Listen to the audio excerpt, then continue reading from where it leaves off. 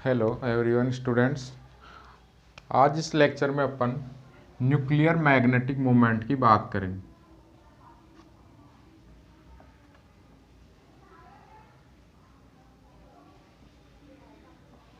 Nuclear magnetic moment तो कल अपन ने सेल मॉडल की बात की थी पिछले लेक्चर में, और जो सेल मॉडल है उसके अकॉर्डिंग अपन ने क्या किया था कि मैजिक नंबर के एग्जिस्टेंस की बात अपन ने की थी। क्या होता है मैजिक नंबर, कौन कौन से होते हैं? 2, 8, 20, 28, 50, 82। ये तो जिनमें नंबर ऑफ क्या हो प्रोटॉन, और जिसमें नंबर ऑफ न्यूट्रॉन 2, 8, 20, 28, 50, 82, 126। इनमें से कोई भी अगर नंबर ऑफ न्यूट्रॉन ये होगा तो वो जो न्यूक्लियाई है वो मोर स्टेबल होंगे, और मोर स्टेबल होने का जो एविडेंस है वो अपन ने किससे बताया था? सेल मॉडल से। सेल मॉडल का एक एप्लीकेशन अपन ने कल पढ़ लिया था, स्पिन पैरिटी किसी भी न्यूक्लियाई की ग्राउंड स्टेट में कैसे कैलकुलेट करते हैं। ठीक है, तो आप इसका एक जो एप्लीकेशन था spin parity ground state nuclei की कैलकुलेट कैसे कर सकते हैं। ठीक है, अब सेकंड एप्लीकेशन क्या है उसका? Nuclear magnetic moment. तो जो कल अपन ने डायग्राम बनाया था सेल मॉडल का वो आपको वापस से रिवाइज करना है या वो यहाँ पर यूज आएगा। तो सबसे पहले अपन क्या काम करेंगे कि जैसे नेट या अदर जो कॉम्पिटिटिव एग्जाम है उसमें इससे रिलेटेड जो क्वेश्चन पूछा जाता है उसकी अपन शॉर्ट ट्रिक या डायरेक्ट उसको कैसे करें उसकी बात करेंगे, और उसके बाद में अपन इसकी कंप्लीट डेरिवेशन की बात करेंगे, जो कि आप एमएससी या जो भी जनरल किसी के बीएससी के अंदर अगर आता है तो उसके लिए वो यूज में ले सके। ठीक है, थ्योरेटिकल पेपर के केस में। समझ आ गया? तो सबसे पहले मैं किसकी बात करता हूं? ट्रिक की बात करता हूं।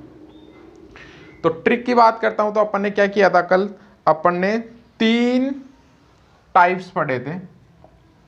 एक E1 न्यूक्लियाई फर्स्ट, सेकंड क्या पढ़ा था? E1 ऑड या ऑड E1 न्यूक्लियाई, और थर्ड क्या पढ़ा था अपन ने? Odd odd nuclei.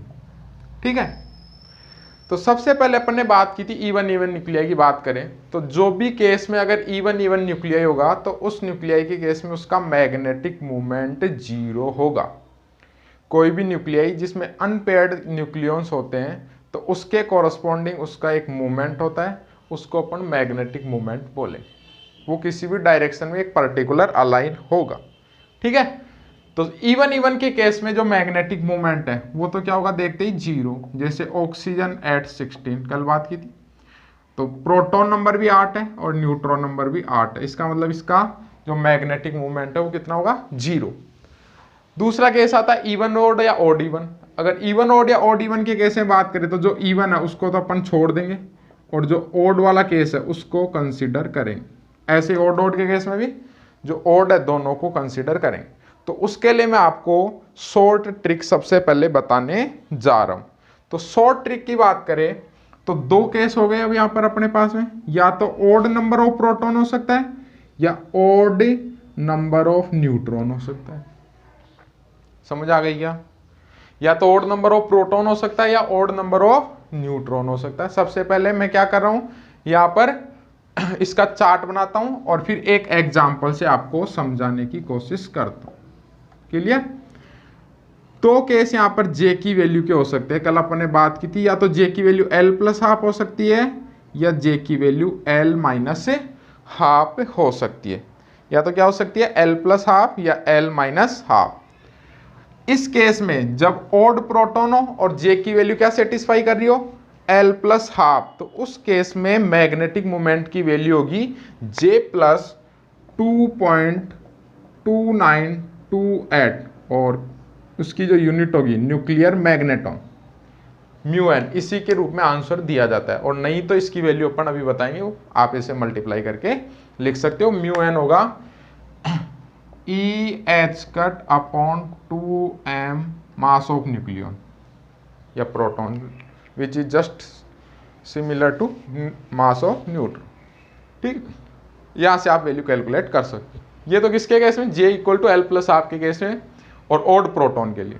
और ऑड न्यूट्रॉन होगा तो उसकी वैल्यू कितनी होगी, -1.913 म्यू एन।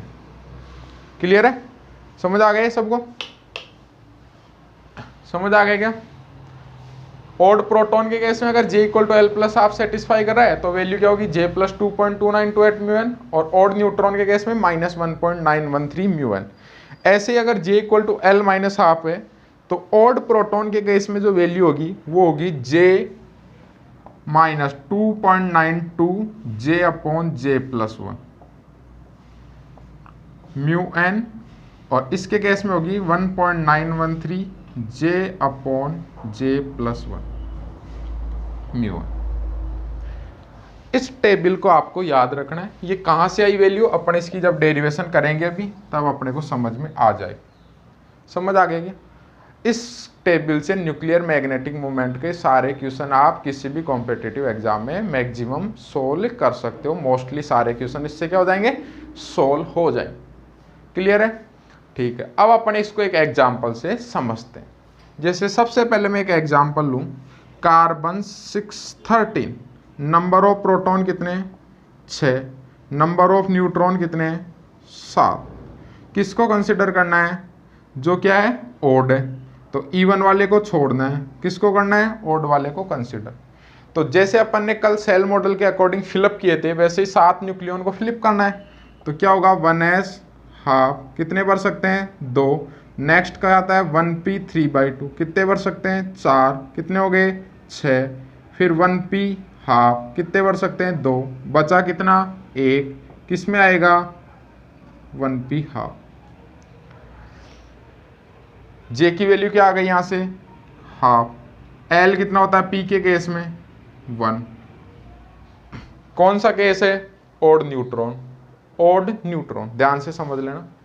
दो केस है, J equal to L plus half, J equal to L minus half, odd proton और न्यूट्रॉन। सबसे पहले मेरे को यहाँ से पता चलेगा कि प्रोटॉन ओड है या न्यूट्रॉन ओड है। दोनों होंगे तो दोनों के लिए अलग अलग कैलकुलेट करना पड़ेगा। न्यूट्रॉन ओड है, ओड न्यूट्रॉन, न्यूट्रॉन ओड। अब दोनों में से कौन सा फॉर्मूला मैं अप्लाई करूं, तो इसके लिए मैंने इसको फिलअप किया तो लास्ट वाला किस में जा रहा है, 1p half, P J equal to half और L इक्वल टू 1। सेटिस्फाई कराओ, 1 प्लस हाफ 3/2 होना चाहिए, या कितना आ रहा है, हाफ। देखो L प्लस हाफ, L की वैल्यू कितनी है, 1, 1 प्लस हाफ 3/2 आ रहा है क्या, J का मान 3/2 नहीं आ रहा। तो कौन से फॉर्मूले में वैल्यू पुट करोगे, सेकंड वाले में। L की वैल्यू 1 पुट करो, 1 माइनस हाफ, J की वैल्यू कितनी आ रही है, हाफ। सेटिस्फाई कर रहा है, तो दोनों के odd neutron J equal to L minus half. कौन सा फॉर्मूला अप्लाई होगा, 1.913 J upon J plus 1। J की वैल्यू पुट कर दो, 1/2 का मतलब 0.5 और 0.5 प्लस 1 म्यू एन। ये इसका क्या होगा, मैग्नेटिक मोमेंट। समझ आ गया क्या सबको, ट्रिक समझ आ गई कैसे सॉल्व करना है, सभी को क्लियर है? तो ये आप इस केस में अपन क्या कर सकते हैं, ये कोई भी कॉम्पिटिटिव एग्जाम है, आप इस टेबल या चार्ट को याद रखो और इसकी सहायता से आप क्या कर सकते हो, उसके लिए मैग्नेटिक मोमेंट कैलकुलेट कर सकते हो। जैसे एक एग्जांपल में और लूं,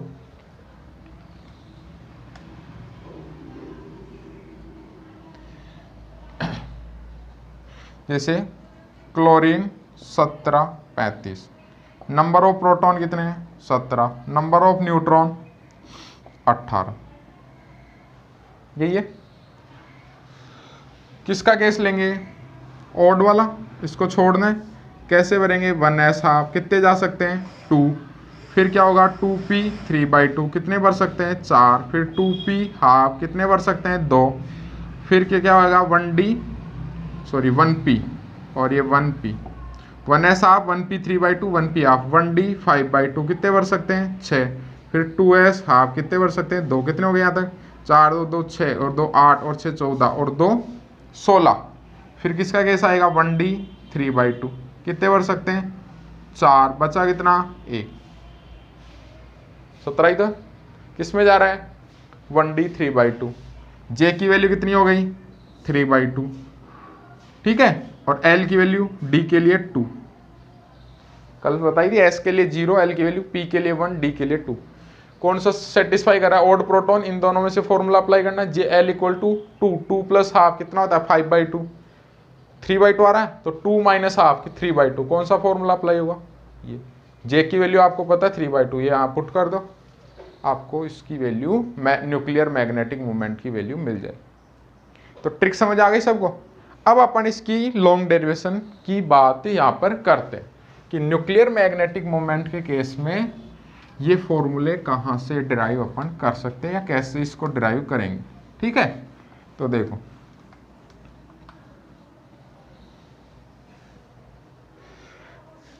आपको पता है, ये सब आप वेल नोन होंगे कि जो भी मैग्नेटिक मोमेंट होता है वो एक वेक्टर क्वांटिटी होती है, और किसी भी न्यूक्लियाई के में मैग्नेटिक मोमेंट को मैंने किससे रिप्रेजेंट किया, म्यू वेक्टर्स। ठीक है, तो जो म्यू वेक्टर होगा उसका टोटल न्यूक्लियर मैग्नेटिक मोमेंट किसी न्यूक्लियाई का वो किस किस के इक्विवेलेंट होगा, mu L vector plus mu S vector. Orbital magnetic moment plus spin magnetic moment. किसकी बात कर रहा हूं मैं, ध्यान से समझ लेना। अपन इसकी डेरिवेशन की बात करते हैं। तो सबसे पहले मैंने मैग्नेटिक मोमेंट लिखा, वो दो वजह से हो सकता है, एक ऑर्बिटल मोशन की वजह से और एक स्पिन मोशन की वजह से। दो मोशन होती है। सबसे पहले मैं बात करूं ऑर्बिटल मोशन। ऑर्बिटल मोशन का मतलब किसी के चारों तरफ चक्कर लगाना, वो क्या होती है, ऑर्बिटल मोशन। और स्पिन मोशन क्या होती है, अपनी एक्सिस पे रोटेट करना, उसको कौन सी मोशन बोलते हैं, स्पिन मोशन। यहां तक क्लियर हो गया। अब आपको पता है कि जो न्यूक्लियाई होता है उसमें एक प्रोटॉन होता है, सॉरी उसमें दो तरीके के पार्टिकल होंगे, एक प्रोटॉन और एक न्यूट्रॉन। तो प्रोटॉन के केस में न्यूक्लियर मैग्नेटिक मोमेंट इंट्रिंसिक, अगर डायरेक्टली किसी प्रोटॉन, एक प्रोटॉन के लिए मैं बात करूं तो उसके लिए जो मैग्नेटिक मोमेंट होगा म्यू पी वेक्टर वो होगा 1/2 GP म्यू एन, और म्यू एन वेक्टर के लिए न्यूट्रॉन के केस में 1/2 GN म्यू एन। ये GP और GN ये जायरोमैग्नेटिक रेशियो होते हैं। क्या होते हैं, जायरोमैग्नेटिक रेशियो, और इनकी वैल्यू भी आपको ध्यान रखनी है। जो GP/2 होता है जायरोमैग्नेटिक रेशियो, GP उसकी वैल्यू होती है 2.7927। कितनी वैल्यू होती है GP/2 की वैल्यू 2.7927, और GN/2 की वैल्यू GN/2 -1.913। ये किसी भी एक प्रोटॉन के लिए आप इंट्रिंसिक वैल्यू की बात कर सकते हो, प्रोटॉन और न्यूट्रॉन के केस में न्यूक्लियर मैग्नेटिक मोमेंट की वैल्यू। ठीक है, समझ आ गया। अब मेरे को यहां पर बात करनी है वेक्टर एडिशन की। वेक्टर एडिशन करके क्या निकालना है, ऑर्बिटल के केस में प्रोटॉन और न्यूट्रॉन के लिए मैग्नेटिक मोमेंट, और spin angular momentum, sorry spin के केस में प्रोटॉन और न्यूट्रॉन के लिए मैग्नेटिक मोमेंट निकालना है। फिर उसका वेक्टर एडिशन करके न्यूक्लियाई के लिए क्या निकालना है, मेरे को मैग्नेटिक मोमेंट की वैल्यू कैलकुलेट करनी है। तो सबसे पहले अगर कोई भी न्यूक्लियाई आपको दिया हुआ है, उस न्यूक्लियाई के लिए आपको क्या काम करना है, मैग्नेटिक मोमेंट लिखना है। क्या बता रहा हूं, अगर कोई भी एक न्यूक्लियाई है उसके लिए मैग्नेटिक मोमेंट लिखना है, और अगर उसकी स्पिन आपको दी हुई है, स्पिन से रिलेटेड मतलब है उसका एंगुलर मोमेंटम J दिया हुआ है, तो उसका एक फॉर्मूला होता है, ये आपको याद रखना है। ये फॉर्मूला काम आएगा, जैसे क्वांटम मैकेनिक्स में जानते हो ना आप कि J, अगर आपको एंगुलर मोमेंटम की वैल्यू चाहिए, एंगुलर मोमेंटम ऑपरेटर, तो क्या लिखते हो, h√J+1। तो ऐसा ही एक यहाँ पर मैग्नेटिक मोमेंट का फॉर्मूला भी आता है, छोटी क्लासों में आपने पढ़ा होगा। और वो जो फॉर्मूला होता है म्यू J, उसकी वैल्यू होती है GJ√JJ+1, और किसकी यूनिट में होता है, मैग्नेटिक, न्यूक्लियर मैग्नेटो। क्लियर है, ये फॉर्मूला आपको याद रखना है, ये काम आएगा। ये छोटी क्लासों में आपने इसकी डेरिवेशन पढ़ी होगी। Mu J, GJ√JJ+1 mu N, ये तो क्या है, mu J total angular momentum J के लिए। लेकिन अगर आपको किसी एक पर्टिकुलर एक्सिस के अलोंग चाहिए, किसके अलोंग चाहिए, पर्टिकुलर एक्सिस, जैसे जेड एक्सिस के अलोंग चाहिए म्यू J, तो उसकी वैल्यू भी आपने पढ़ी होगी GJ म्यू एन। ये दो फॉर्मूले आपको याद रखें। एक न्यूक्लियाई के केस में अगर उसका एंगुलर मोमेंटम J आपको गिवन है तो उसका मैग्नीट्यूड होगा म्यू J का, वो ये होगा। ये वेक्टर एडिशन है, इसके अपन अभी बात करें। और अगर जेड डायरेक्शन के अलोंग अगर आपको चाहिए तो क्या वैल्यू आएगी, जी जे जे म्यू एन। क्लियर?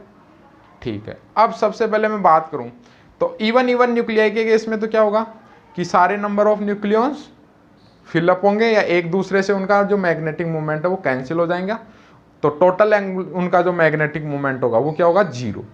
अब अपने को जो सेल मॉडल है उसके अकॉर्डिंग बात करनी है, तो जो भी मैग्नेटिक मोमेंट होगा वो किसका होगा, ओड न्यूक्लियाई का।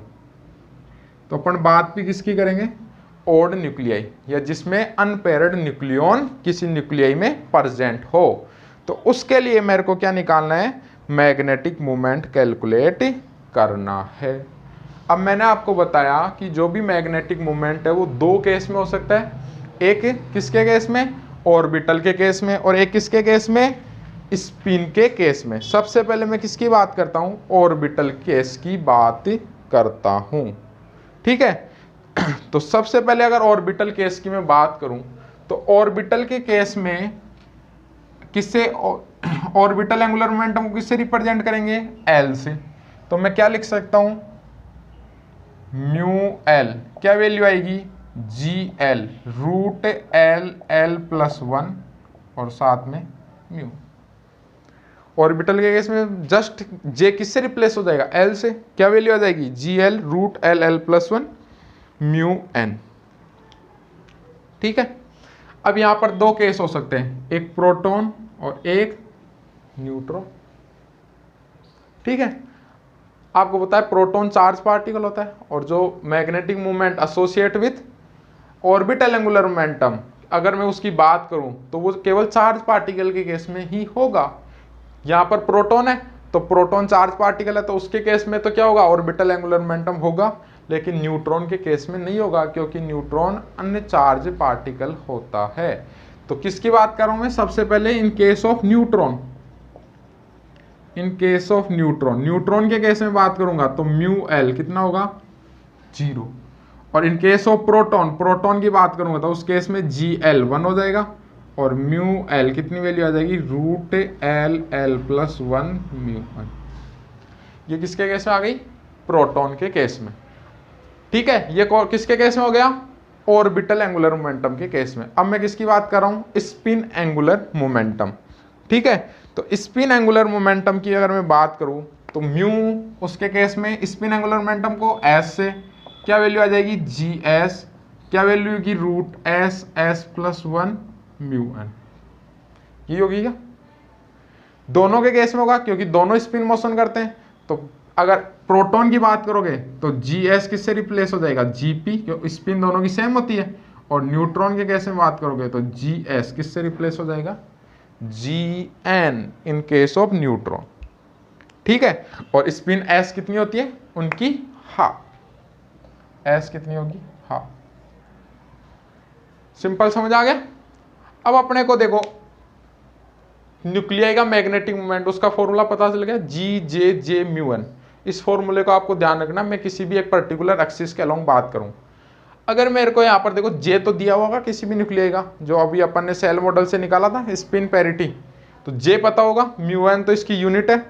अगर मेरे को जी जे की वैल्यू पता चल जाए, किसकी वैल्यू, जी जे की, तो मैं क्या कर सकता हूं, किसी भी न्यूक्लियाई का एक पर्टिकुलर डायरेक्शन के अलोंग मैं क्या कर सकता हूं, मैग्नेटिक मोमेंट कैलकुलेट कर सकता हूं। तो सबसे पहले मेरा जो एम होगा वो क्या कैलकुलेट करना है, जी जे। तो जी जे को कैलकुलेट करने के लिए मैं क्या करता हूं, टोटल मैग्नेटिक मोमेंट की वैल्यू कैलकुलेट करता हूं। किसकी वैल्यू कैलकुलेट करता हूं, टोटल मैग्नेटिक मोमेंट, और किसी भी पर्टिकुलर डायरेक्शन के अलोंग। तो देखो कैसे करेंगे, इधर देखो,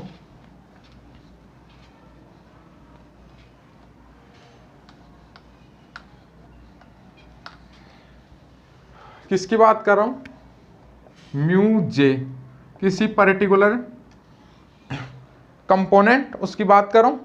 तो म्यू जे क्या हो जाएगा, ऑर्बिटल के केस में भी आपने फॉर्मूला पढ़ा, mu L vector plus mu S vector. Mu J vector क्या होता है, mu L vector plus mu S vector, पढ़ रखा है।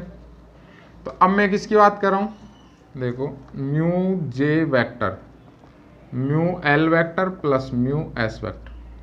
अब वेक्टर एडिशन है तो मैं किसी भी एक कंपोनेंट की बात करूं, मैंने मान लिया कि एल, एस और जे तीनों प्रिसीजन मोशन करें, तो एल और एस के जे के अलोंग कंपोनेंट की मैं बात कर लेता हूं। ठीक है, तो तीनों एक डायरेक्शन में क्या होंगे, जुड़ जाएंगे सिंपली। तो मैंने क्या लिख दिया, म्यू जे, म्यू एल की वैल्यू अपने को पता है g L root L L plus 1 और म्यू एन, अब अपने को किसके अलोंग इसका कंपोनेंट लेना है, जे, तो क्या आएगा कोस, कौन सा कंपोनेंट, एल कोमा जी। ऐसे ही मेरे को स्पिन की वैल्यू बात करनी है, तो mu N g S root S S plus 1 और साथ में cos S comma g, component along J. समझ आ गई, क्योंकि ये वेक्टर क्वांटिटी है तो अपने को उसी के अकॉर्डिंग इसका क्या करना पड़ेगा, एडिशन करना पड़ेगा। अब म्यू जे, इसकी वैल्यू मेरे को पता है क्या होती है, जी J root J J plus 1 और म्यू एन, क्योंकि अपने को तो वैल्यू किसकी निकालनी है, जी जे, तो म्यू जे की वैल्यू मैंने पुट कर दी, g J root J J plus 1 mu N.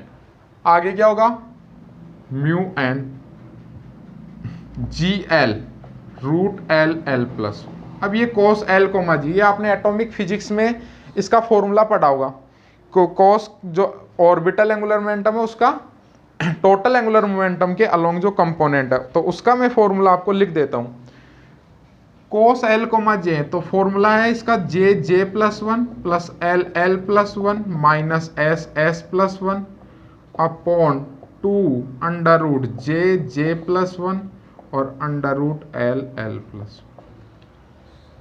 ये किसका फॉर्मूला है, कोस एल कोमा जे का।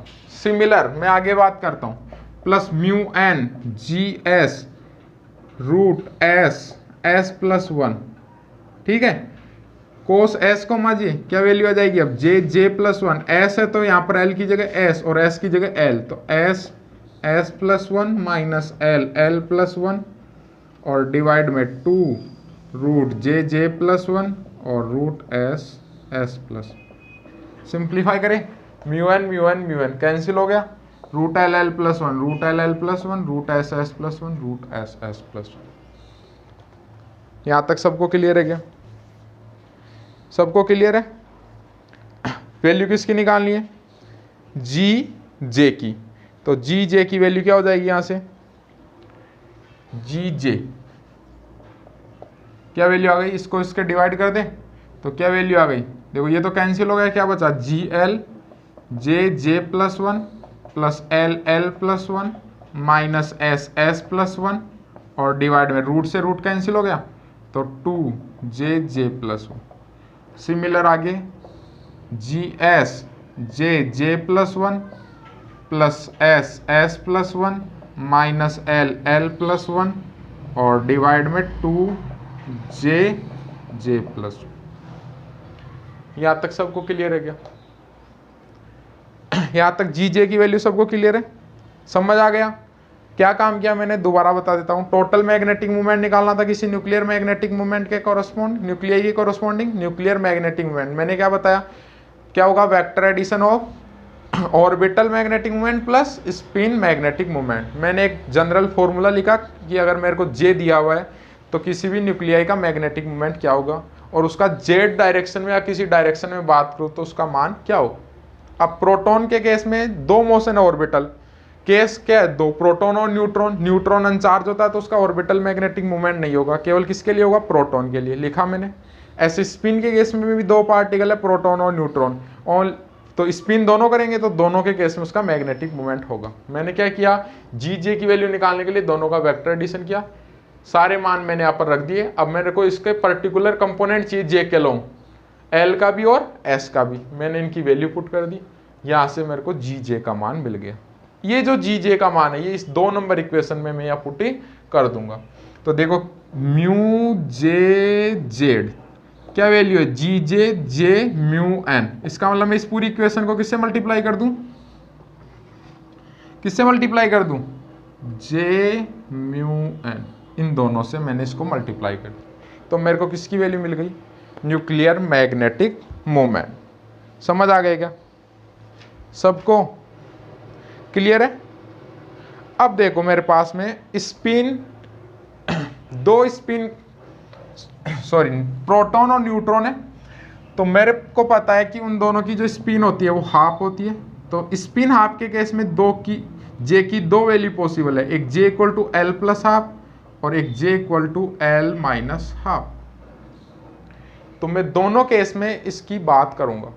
दो फॉर्मूले अपने पास मिलेंगे, जैसे मैंने अभी शुरू में टेबल बताई थी, तो वहाँ दो मिले थे, जे इक्वल टू एक एल प्लस हाफ और एक एल माइनस हाफ के केस में। और फिर अपन वहाँ पर बात करेंगे या ऑड प्रोटॉन हो तो क्या होगा इसका मान, और ऑड न्यूट्रॉन हो तो इसका मान क्या होगा। तो देखो सबसे पहले मैं फर्स्ट केस लेता हूं,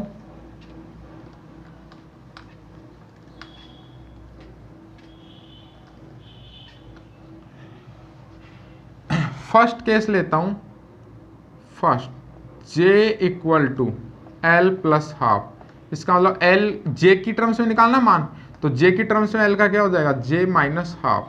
वैल्यू पुट कर दे, म्यू जे जेड, कितनी वैल्यू आएगी, जी एल ऐसे की ऐसे, जे स्क्वायर प्लस जे, मल्टीप्लाई कर दिया मैंने, L L plus one, L की वैल्यू जे माइनस हाफ, तो जे माइनस हाफ और प्लस वन, तो जे माइनस हाफ प्लस वन कितना हो जाएगा, जे प्लस हाफ, माइनस एस की value half half plus one और डिवाइड में टू जे प्लस वन। ठीक है, next G S J plus one plus half half plus one और साथ में माइनस जे माइनस हाफ और जे प्लस हाफ और डिवाइड में टू जे प्लस वन और मल्टीप्लाई में जे म्यू एन। ठीक है, समझ आ गया। अब देखो सिंप्लीफाई करते हैं इसको, तो mu J Z G L, देखो J square plus J square minus A minus B A plus B, A square minus B square minus 3/4, ये तो हो गया। साथ में जी एल और प्लस जी एस, इसके मल्टीप्लाई में क्या आ जाएगा, J square plus J plus 3/4 और minus J square, A minus B A plus B, A square minus B square और माइनस माइनस प्लस 1/4 और डिवाइड में क्या आ जाएगा, 2, दोनों सेम है, एलसीएम आ जाएगा, ये जे से ये जे कैंसिल हो जाएगा और क्या वैल्यू बचेगी, 2j प्लस 1 और बार म्यू 1। क्लियर, ठीक है। देखो क्या वैल्यू आ गई, जी एल, सॉरी ये जी एल लिख दिया ना, तो क्या वैल्यू आएगी, J square plus J square, 2j square plus J और माइनस 1, यही होगा, और साथ में G L plus G S, J square minus J square cancel हो गया, क्या बचा, जे प्लस 1। ठीक है, और डिवाइड में 2j प्लस 1 और साथ में म्यू एन। समझ आ गया क्या, क्लियर है यहां तक। ये किसके केस में आ गया, j equal to L plus half के केस में। किसके केस में आ गया, j equal to L plus half के केस में। इसको थोड़ा और सिंप्लीफाई कर सकते हैं अगर आप करना चाहो तो। इसको देखो, इसका फैक्टर आउट कर सकते हैं अपन, 2j स्क्वायर प्लस जे माइनस 1, तो जो 2j स्क्वायर प्लस जे माइनस 1 है, इसके फैक्टर होंगे 2j माइनस 1 जे प्लस 1, 2j माइनस 1 जे प्लस 1, मल्टीप्लाई कर लो 2j स्क्वायर 2j माइनस जे और माइनस 1 और डिवाइड में 2j प्लस 1 और ये जी L plus G S J plus 1 और डिवाइड में 2j प्लस 1 और साथ में, तो ये j प्लस 1 से j प्लस 1 कैंसिल हो गया, यहाँ भी j प्लस 1 से j प्लस 1। ठीक है, अब आपको क्या करना है, इस फॉर्मूले को दो में डिवाइड करना है, एक ऑड प्रोटॉन के केस में और एक ऑड न्यूट्रॉन के केस में। ठीक है, तो ऑड प्रोटॉन के केस में क्या होगा, ऑड प्रोटॉन के केस में सबसे पहले मैं बात करूं फर्स्ट केस, कौन सा, ओड प्रोटॉन के केस में मैंने बताया था Gl तो क्या हो जाता है 1 और Gs क्या हो जाएगा Gp, ये 1 हो जाएगा। तो कितनी वैल्यू बचेगी J माइनस 1/2, 2 से डिवाइड कर दिया तो J माइनस 1/2, Gl 1 हो गया। Gs की वैल्यू कितनी हो गई Gp/2 और साथ में म्यू। Gp/2 की वैल्यू मैंने बताई थी 2.7923, Gp/2 रख दो तो जो फॉर्मूला अपन ने पढ़ा था J प्लस 2.2928 आ गए क्या? क्लियर है सभी को? अरे सभी को क्लियर है? सेकंड किसके केस में? ओड न्यूट्रॉन के केस में Gl 0 और Gs Gn रख दो। ये 0 रखा तो ये तो 0 हो गया। क्या बचा Gn/2 म्यू एन। Gn/2 की वैल्यू मैंने बताई थी -1.913 और साथ में म्यू। समझ आ गया सभी को? फर्स्ट केस समझ आ गया क्या? सेकंड केस क्या होगा? J equal to L minus half, L equal to क्या हो जाएगा J प्लस हाफ। तो इस बार क्या हो जाएगा? देखो J प्लस 1 प्लस L की value J plus half, L plus 1 तो 3/2 और ऐसे यहाँ पर हो जाएगा J plus 1 plus S plus 1 minus L और L प्लस 1 प्लस 3/2। क्लियर है? मैंने इसी में चेंज कर दिया। सिंप्लीफाई करें J² प्लस J प्लस, अब यहाँ पर ये डिफरेंट होगा J² 3/2J plus 1/2J 2J और प्लस 3/4 और साथ में माइनस 3/4। इसको सिंप्लीफाई करके लिख दिया। इसको लिखोगे तो क्या आएगा? Minus J² 3/2J 1/2J 2J और साथ में 3/4। 3/4 से 3/4 कैंसिल, 3/4 से 3/4 कैंसिल और J² से J² कैंसिल। ठीक है, तो इसकी वैल्यू मैं यहाँ लिखता हूं, सिंप्लीफाई करके लिखते हैं J² plus J² 2J² 2J plus J plus 3J divide में 2J प्लस 1 और साथ में GL plus GS J minus 2J तो माइनस J। ठीक है, बाकी सब कैंसिल हो गए और डिवाइड में 2J प्लस 1 और साथ में बाहर। सबको समझ आ गया क्या? यहां तक समझ आ गया सबको? ये इसका सिंप्लीफाई रूप है।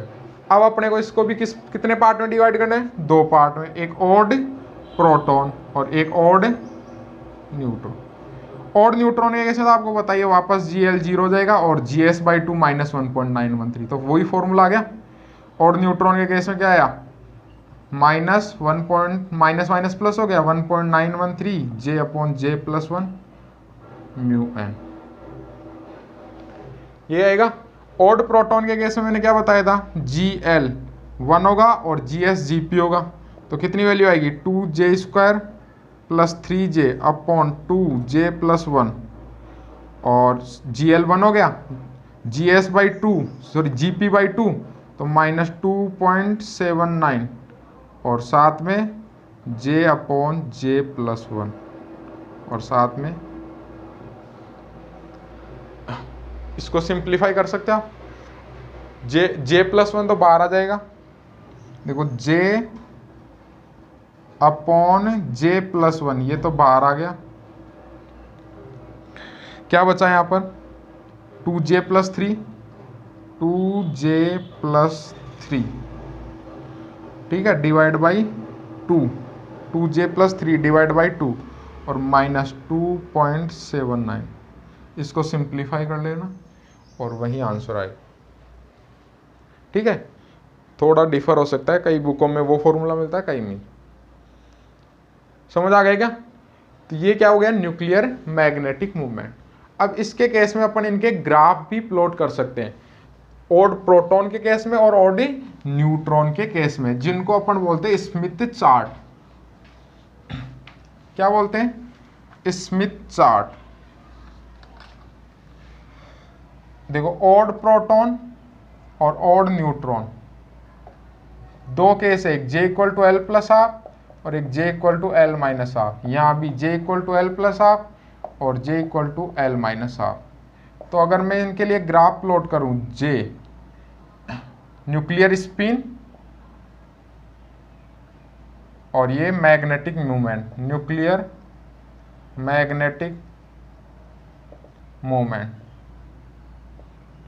तो इन दोनों के बीच में जो ग्राफ प्लॉट करेंगे वो ग्राफ कहलाता है स्मिथ चार्ट। क्या कहलाता है? SCHMID, स्मिथ ग्राफ या चार्ट। और जो लाइंस मिलेगी उनको बोलते हैं स्मिथ लाइंस। ठीक है, तो ये प्रोटॉन के कैसे बात करोगे तो 0 1 2 3 4 पॉजिटिव मिलेंगे, तो कुछ ऐसे मिलेगा J equal to L minus half के केस में और J इक्वल टू ये एल प्लस हाफ। ये तो थ्योरेटिकल क्या है, लाइंस या प्लॉट किया है मैंने अलग अलग केस में, न्यूक्लियर स्पिन की अलग अलग वैल्यू के लिए। और जब एक्सपेरिमेंटली न्यूक्लियाइज के लिए जिनकी न्यूक्लियर स्पिन ये है, तो उनके लिए अगर एक्सपेरिमेंटली अपन क्या करते हैं वैल्यू निकालते हैं मैग्नेटिक मोमेंट की, तो इन लाइंस के बीच में ही इनके आसपास ही अपने को उनकी क्या मिलती है, वैल्यू मिलती है। ठीक है, कुछ कुछ वैल्यू ज़्यादा डिफर होती है, बाकी क्या होती है थ्योरेटिकल एक्सपेरिमेंटल से मैच कर। सेम केस किसके लिए बनाए? ऑड न्यूट्रॉन के केस में। तो ऑड न्यूट्रॉन में क्या होगा, नेगेटिव भी आएगा। ठीक है, इसके लिए एक तो फिक्स ही होगा J equal to L plus half के केस में तो कितनी वैल्यू होती है, -1.913। ठीक है, और J equal to L plus half के केस में क्या होगा, -J अपॉन J प्लस 1 1.913। तो वैल्यू क्या होगी, बढ़ेगी। समझ आ गया? वैल्यू पुट करके देख सकते हो, -J अपॉन J प्लस 1 1.913। तो जैसे J की वैल्यू मैंने 1 रखी, तो 1 रखी तो कितनी वैल्यू आएगी, 1/2.5, तो इससे जस्ट बड़ी होगी नेगेटिव, तो ऐसे आएगी। ठीक है, नेगेटिव में होगी, 0 यहाँ होगी। इनको बोलते हैं अपन स्मिथ ग्राफ। ये अपना न्यूक्लियर मैग्नेटिक मोमेंट का टॉपिक कंप्लीट हो गया। ठीक।